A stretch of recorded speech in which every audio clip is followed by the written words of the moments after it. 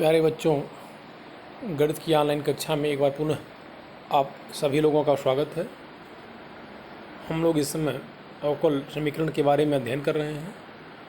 पिछले टर्म पर हम लोग समघातीय अवकल समीकरण क्या होता है उसके बारे में अध्ययन किए थे और उससे संबंधित कुछ प्रश्न भी हल किया गया था। तो सबसे पहले अवकल समीकरण से संबंधित जब भी प्रश्न आता है तो सबसे पहला देखा जाता है कि क्या वो चरों की पृथक्करणीय विधि से हो सकता है कि नहीं हो सकता है। यदि हो सकता है तो पहले उससे हम प्रयास करेंगे हल करने का। यदि नहीं आएगा, उस तरह से चरों का पृथक्करणीय नहीं हो सकता है, तो हम देखते हैं कि क्या दिया हुआ अवकल समीकरण समघातीय है कि नहीं। ये बताया गया था कि हम समघाती अवकल समीकरण की जांच कैसे करते हैं। तो उससे संबंधित एक दो प्रश्न जो है मैं बता रहा हूँ, ये जो कुछ बोर्ड परीक्षा में आए हुए हैं समघाती अवकल समीकरण से संबंधित। यहाँ देखिए, ये अवकल समीकरण यह है 9.5, ये NCERT का है 9.5। ये पहला ही प्रश्न है, यह है 2018 पूछा गया था। 2018 में कारा इस समीकरण को हल करिए। तो सबसे पहले हम दिए हुए अवकल समीकरण को dy/dx ऐसे dy/dx एक तरफ कर लेंगे, बाकी एक तरफ कर लेंगे। अब यहाँ देखिए, प्रत्येक पद का घात 2 है। देखिए यहाँ x² है, y², उसका भी घात 2 है, नीचे x² है और xy मिला के प्रत्येक पद का घात 2 है। इसका मतलब कि यह जो है अवकल समीकरण जो है यह है समघाती अवकल समीकरण है। ठीक, अब जब ये पता चल गया कि समघाती अवकल समीकरण है तो अगला स्टेप क्या होता है, हम y बराबर मान लेते हैं vx। y बराबर vx, जहाँ v क्या है, x का फलन है, कांस्टेंट नहीं है, x का फलन है। दोनों पक्षों का हम x के सापेक्ष अवकलन करते हैं तो dy/dx बराबर हो जाएगा। ये दो फलनों के गुणनफल के अवकलन से v होगा, x का अवकलन 1 हो जाएगा, फिर x dy/dx। अब जहाँ dy/dx है उसको इसको रख देते हैं और जहाँ y है vx रख देते हैं। देखिए तो dy/dx हो गया vx प्लस dy/dx, x² और y² है तो ये सब हो जाएगा। ठीक, उसके बाद करते क्या है, देखिए v वाला पद एक तरफ कर लेते हैं पक्षांतर करके, x dy/dx हो गया, इतना आ गया, मतलब ये आ गया। देखिए इस तरह से आया। अब यहाँ से फिर हम जो है चरों के पृथक्करणीय विधि का प्रयोग, यहाँ x dv/dx बराबर है 1 - v/1 + v। तो v वाला पद dv के साथ कर लेते हैं और x वाला पद dx के साथ। तो देखिए इधर आएगा, बाएं साइड में आ जाएगा, ये आ जाएगा 1 + v/1 - v, dv बराबर होगा dx/x।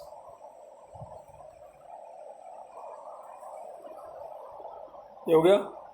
इसको ऐसे लिखा सकता है, देखिए ऊपर वाले को 1 + v है, 2 - 1 + v dx।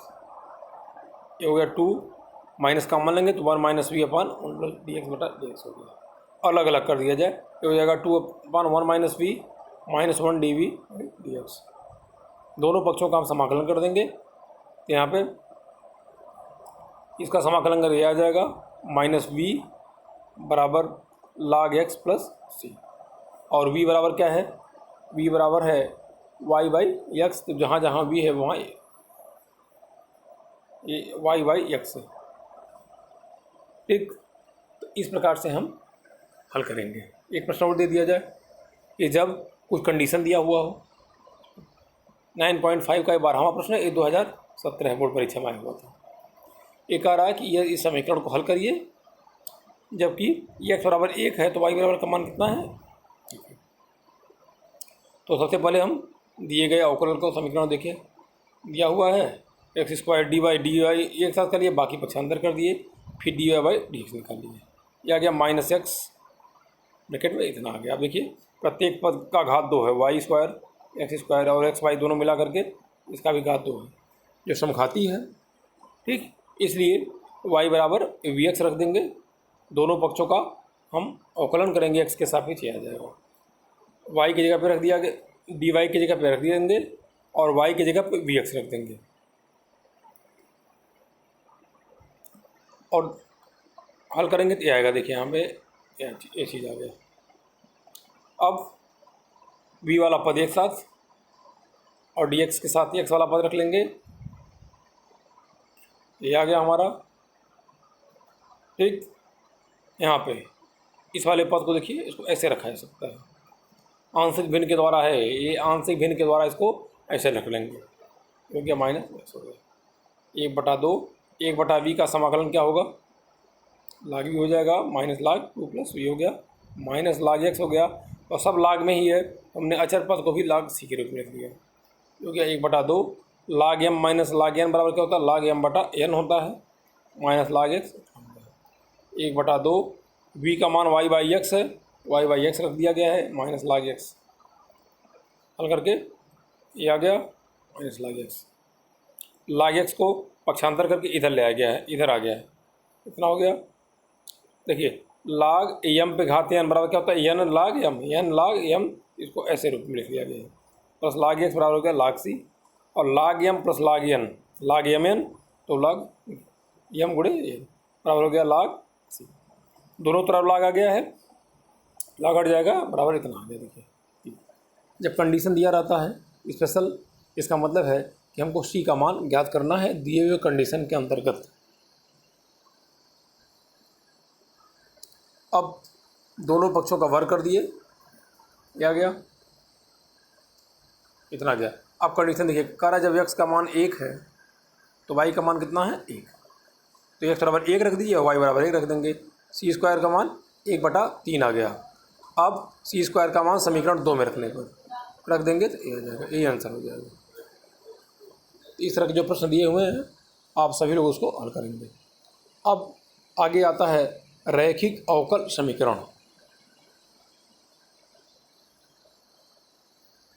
प्रथम कोटि का लिखा हुआ है, प्रथम कोटि का रैखिक अवकल समीकरण।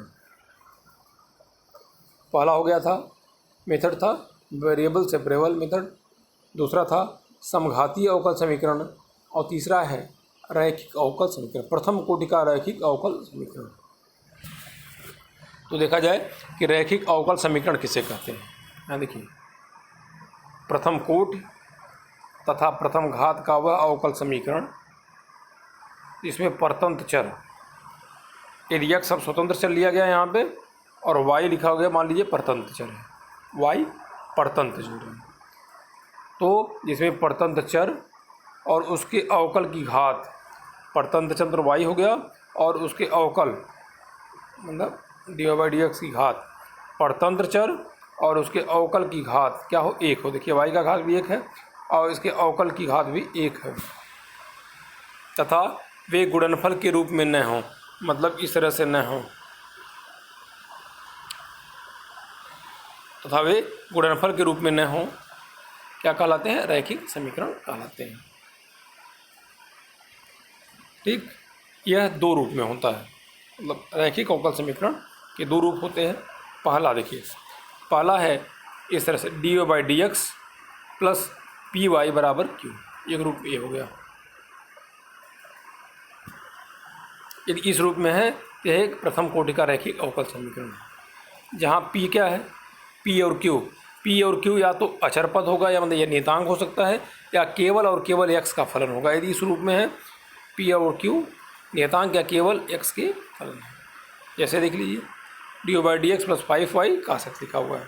तुलना यदि हम करें तो p का मान कितना है 5 है, p का मान 5 हो गया, और q का मान क्या है cos x जो कि x का फलन है। तो पहला हो गया dy/dx प्लस py बराबर q, इसको कहा जाता है लीनियर इन y, लीनियर इन y में लीनियर है। ठीक, दूसरा रूप, दूसरा इस रूप में हो सकता है, dx/dy प्लस px बराबर q, वहाँ dy/dx था, यहाँ dx/dy प्लस px बराबर q के रूप में अवकलन समीकरण हो। यहाँ है p और q क्या है, या तो नियतांक होगा या केवल और केवल y का फलन होगा। पहले वाले में क्या था, जब dy/dx था तो p और q x का फलन था। यदि dx/dy की इस रूप में अवकल समीकरण आया हुआ है तो p और q नियतांक हो सकता है या केवल y के फलन, जैसे यहाँ देखिए ऐसे लिखा हुआ है तो डी एक्स बटा डी वाई हो गया। इसी तुलना किया जाए, एक्स का जो भी गुणांक पी है तो एक्स का गुणांक देखिए ये नियतांक नहीं है, ये वाई का फलन है, क्यों भी वाई का फलन है। तो प्रथम यह हो गया प्रथम कोटि का रैखिक अवकल समीकरण। ये दो फॉर्म आता है। तो दिए हुए समीकरण को हम यदि संभव है तो या तो इस रूप में बदल लेंगे और फिर इस रूप में बदल लेंगे। ठीक, अब इसको हल कैसे किया जाएगा?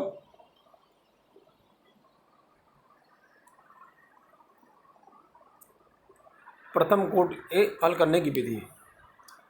तो सबसे पहले दिए हुए अवकल समीकरण जो भी दिया हुआ है, ये तो पता नहीं चलता देख करके तुरंत जो है ये किस रूप में है। यदि दिया हुआ है इस रूप में तब तो कोई बात नहीं है, यदि नहीं दिया हुआ है तो सबसे पहले हम क्या करते हैं, या तो इस रूप में बदल लेंगे या तो इस रूप में बदल लेंगे। ठीक, और तुलना करके क्या करते हैं, पी और क्यू का मान निकाल लेते हैं। एक अगला स्टेप क्या है, स्टेप 2 है कि मान लीजिए यदि अवकल समीकरण इस रूप में है, D Y by D X plus P Y बराबर क्यू के रूप में है, यहाँ पे क्यू के रूप में है, जहाँ क्या है पी और क्यू या तो नियतांक या केवल एक्स का फलन है। तो हम आई एफ मान इंटीग्रेटिंग फैक्टर ज्ञात करते हैं। आई लिखा हुआ है आई एफ इंटीग्रेटिंग फैक्टर बराबर होता है ई, ऐसे होता है आई एफ बराबर है ई घात इंटीग्रेशन पी डी एक्स, ई का घात। तो उसके बाद पी और क्यू की तुलना करके मान निकाल लेते हैं। उसके बाद इंटीग्रेशन फैक्टर आई एफ बराबर हो गया ई पी डी एक्स का मान हम ज्ञात कर लेते हैं। यदि समीकरण इस रूप में है, D X by D Y plus P X बराबर क्यू के रूप में है, जहाँ पी और क्यू नियतांक या वाई का फलन है, तो इंटीग्रेटिंग फैक्टर ये होगा आई एफ बराबर इंटीग्रेटिंग फैक्टर बराबर हो जाएगा ई इंटीग्रेशन पी डी वाई हो जाएगा। ठीक,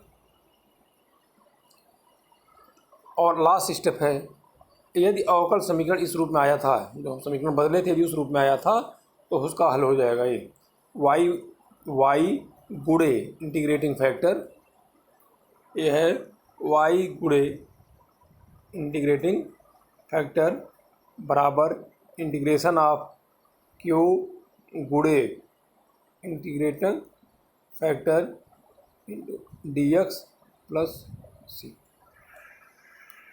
ठीक है, और यदि अवकल दिया हुआ अवकल समीकरण को हम इस रूप में बदले थे, डी एक्स बाई डी इस रूप में बदले थे, तो इसका हल ये हो जाएगा, यहाँ हो जाएगा एक्स गुणे इंटीग्रेटिंग फैक्टर बराबर क्यू गुणे इंटीग्रेटिंग फैक्टर, यहाँ हो जाएगा डी वाई प्लस सी।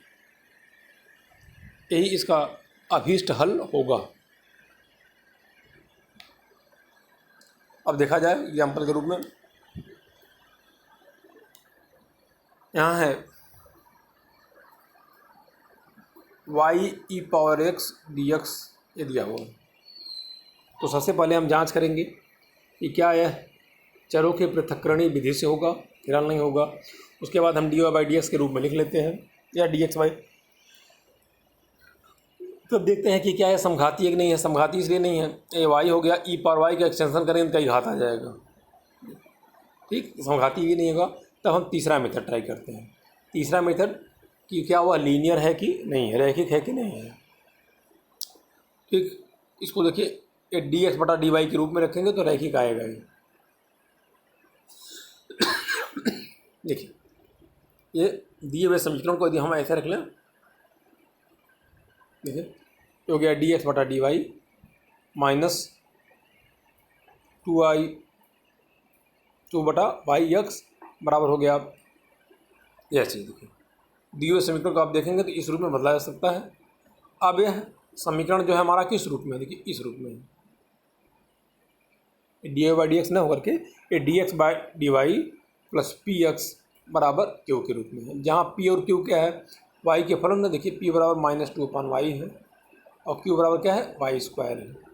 तो पी बराबर हो गया -2 बटा वाई, क्यू बराबर इतना हो गया पूरा, क्यू जो है ये पूरा का पूरा वाई स्क्वायर e⁻⁻y हो गया।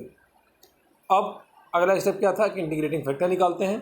तो आई एफ बराबर हो गया ई पी डी वाई, ई इंटीग्रेशन पी डी वाई, यहाँ ई हो गया, इंटीग्रेशन पी का मान हो गया -2/y डी वाई हो गया, -2 कॉमन ले लेंगे, 1/y हो जाएगा, log y हो जाएगा, ई हो गया log -2y, और हम जानते हैं देखिए ई log x, यहाँ कुछ नहीं लिखा हुआ, बेस ई है, यदि यह दोनों आधार यदि यहाँ और ये समान है तो ये बराबर x होता है। वही चीज़ यहाँ हो गया है, यहाँ ई पावर log -2 लिखा हुआ है, मतलब बेस यहाँ ए, चूँकि दोनों समान है तो log हट जाएगा, y पावर -2 हो जाएगा, ए लिखा गया है। आई एफ का मान इंटीग्रेटिंग फैक्टर का मान निकल गया। उसके बाद अब हल क्या हो जाएगा, ये हो जाएगा यक्स गुणे इंटीग्रेटिंग फैक्टर, यक्स गुणे इंटीग्रेटिंग फैक्टर बराबर integration Q into integrating factor D Y plus C. ये हो गया यक्स, इंटीग्रेटिंग फैक्टर था y -2, क्यू का मानक दिया गया है, और आई एफ में इंटीग्रेटिंग फैक्टर का मानक दिया गया, दोनों का गुणनफल D Y plus C. y -2 1/y² हो जाएगा, y² कैंसिल हो गया, ये हमारा आ गया, ये हो गया एक्स y -2, ई पावर -y का इंटीग्रेशन क्या हो जाएगा, ई पावर माइनस हो जाएगा प्लस सी, ये हमारा आंसर हो जाएगा। ठीक, NCERT प्रश्नावली 9.6 का पहला ही प्रश्न है, 9.6 का पहला प्रश्न लिखा हुआ dy by D x 2y बराबर साइन एक्स, दिया गया अवकल समीकरण जो है dy by D X plus 2y sine x के रूप में, ये है, ये सीधे दिया हुआ, देखने से ही लग रहा है ये y में क्या है, लीनियर है। तो सबसे पहले हम क्या करेंगे, dy by D X plus P Y, Q से हम तुलना करेंगे, p बराबर हो गया 2, q बराबर हो गया साइन एक्स, इंटीग्रेटिंग फैक्टर क्या हो जाएगा, ई पी डी एक्स हो जाएगा, ई पावर 2x हो जाएगा। हल क्या हो जाएगा, y गुणे इंटीग्रेटिंग फैक्टर बराबर इंटीग्रेशन इंटीग्रेटिंग फैक्टर गुणे क्यू डी एक्स प्लस सी, तो y गुणे ई पावर 2x हो गया, इंटीग्रेटिंग फैक्टर हो गया E power 2x sine X D X plus C, समीकरण नंबर 1 मान लें। अब हमारा उद्देश्य क्या है कि यहाँ पे इसका हम हल ज्ञात करें, इसका इंटीग्रेशन करें, तो इसको अलग से हम मान लिए आई बराबर हो गया E power 2x sine X D X, ये दो फलनों के गुणनफल के रूप में है, तो हम इसका क्या करेंगे, खंडशः समाकलन द्वारा इसका हम समाकलन करेंगे। खंडशः समाकलन के बारे में आप जानते हैं, इसको आई मान लिया गया है, इसको हल करके देखिए, आई लेट ये भी बताया गया था, पहला फलन कौन लेते हैं, दूसरा फलन, तो साइन एक्स को पहला फलन ले लिया गया है और ई पावर 2x को दूसरा फलन ले लिया गया है। ठीक, पहला फलन बाहर हो जाएगा, दूसरे का समाकलन माइनस इंटीग्रेशन ब्रैकेट लगा करके पहले का अवकलन गुणे दूसरे का समाकलन गुणे पूरे का समाकलन।